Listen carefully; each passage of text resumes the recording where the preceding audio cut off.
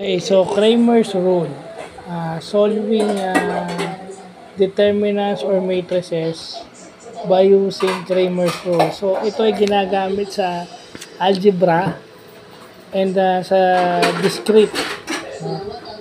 Ito yung ginagamit sa math. Pero pwede rin, ito yung mga subtopic din sa discrete mathematics. Pag so nire-review lang. So, math algebra review at saka discrete math review. So, Kramer's rule sa determinant. So, makita nyo dalawang equation. So, yung first determinant, yung first row ng constant, yun yung x, and then yung papalitan mo yung second column nung constant,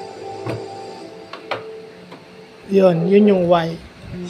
So, ita-times mo lang and then iso-subtract mo. Then, pag kukunin mo yung final, dx over d and then dy over d. Aaminin ko, ito yung mga topics na hirap ako nung high school. No, second year algebra. Back in 1996.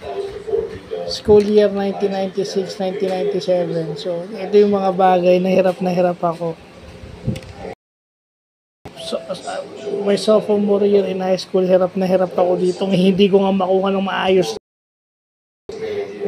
So, maganda binabalikan ko kasi pa yung discrete, ito rin yan. Topic rin sa discrete yan. Sunod dito yung Saros rule.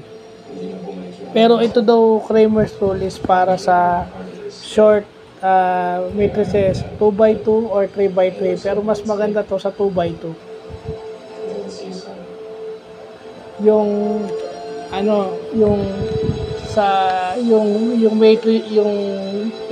matrix mo is lang, 4 na number lang. Sabihin maiksi lang.